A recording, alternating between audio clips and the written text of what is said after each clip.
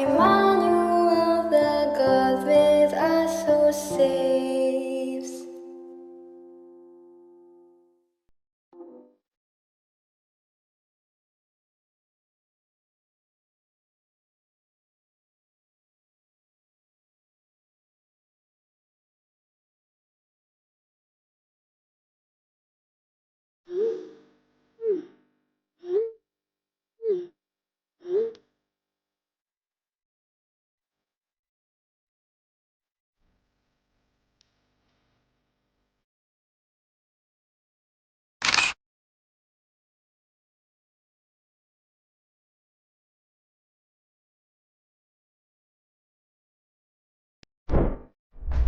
Magandang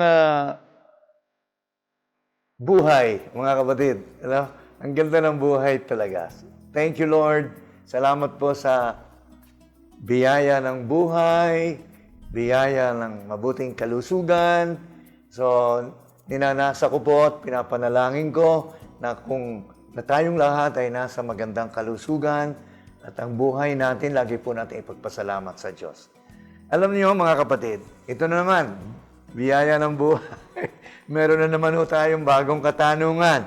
At parang gumaganda yata ang mga ang mga tanong. Ano, gumaganda kung papaano, bigat-bigat ng konti, pero pwede naman hong sagutin. Okay?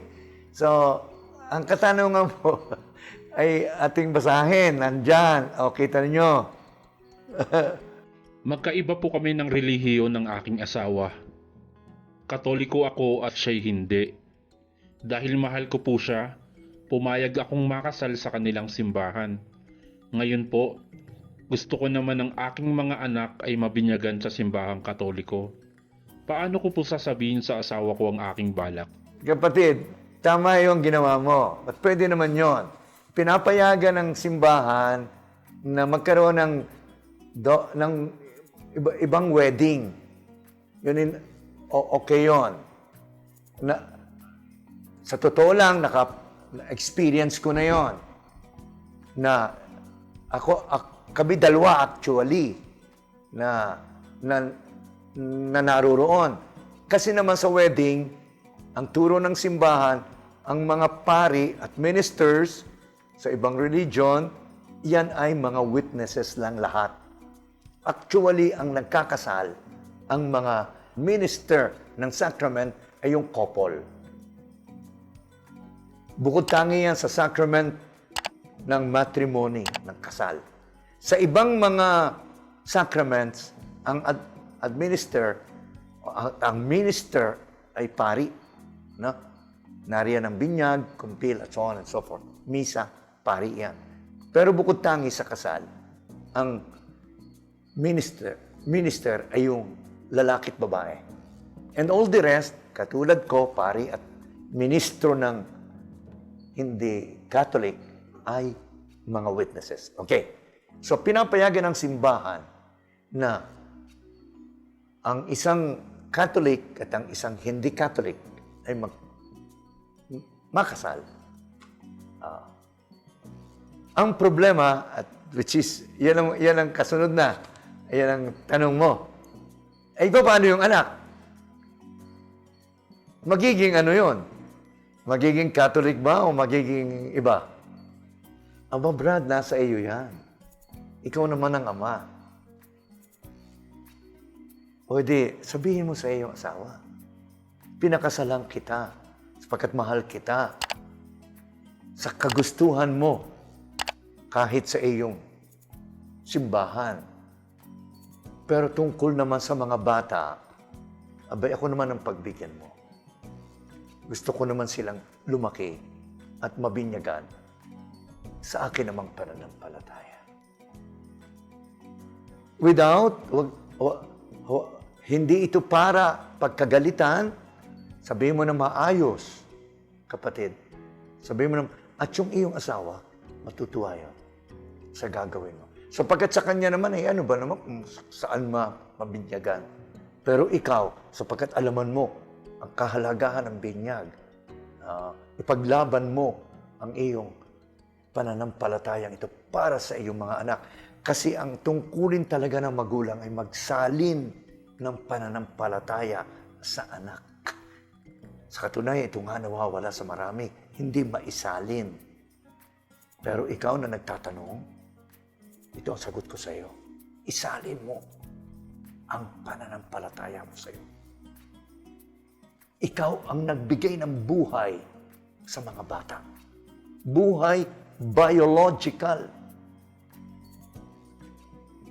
Nung kayo'y magsama ng iyong asawa. Hindi ko sinasabing walang kabahagi ang babae. Pero ang iyong punlay ang nagbigay buhay sa mga batang yan. Ano namang masama na ikaw naman bilang tatay, bilang ama, ang magbigay at magsali ng iyong pananampalataya sa iyong mga anak. Ngayon, mangangailangan ng dasal yan. Hindi mo basta magagawa yan na walang dasal. Sasabihin mo sa kay God, lagi. At yan lagi sasabihin ko, naku, wala. Hindi tayo makagagawa ng mabuti at hindi tayo tutulungan tutulungan ng Diyos kung walang paghingi ng panalangin. Dasal. Dasal ka lang. At isipin mo na ikaw ang ama. Ikaw ang may karapatang magsalin ng pananampalataya sa iyong mga anak. At tutulungan ka ng Diyos. At pagdadasal kita na magawa mo yon. Okay? Sige, God bless. Uy! Ay, naku mga kapatid. Medyo kinakailangan nga po tayo magpaalam muna sa mandali. Pansamantala. Sapagkat magkakaroon ulit tayo sa darating na mga araw. Bantayan ninyo. Pero sa ngayon, magpapaalam muna ho si Lolo Monsi. Pero bago ako umalis at magpaalam, di blessing muna, of course. Pagdadasal ko kayo at naway kay pagpalain ang Panginoon sa inyong mga gawain at taluhin manatiling tapat sa Kanya sa tuwina. Huwag kalilimutan ang magdasal araw-araw. Ang pagdadasal ho ay pakikipag-usap sa Diyos. Yun lang. Kausapin niyo siya na parang ako ang inyong kinakausap. Kayo nagtanong sa akin, parang ako ang Diyos. Tinatanong niyo. Gayon ho laang. Humingi kayo. Kung may kailangan, magpasalamat kayo. Kung may mga dapat ipagpasalamat, humingi kayo ng tawad. Kung mayroon dapat kayong ihingi ng tawad. At purihin niyo siya sapagkat siya ang dakila at makapangyarihan. So, babay na ho ulit sa inyo. God bless you and see you next time.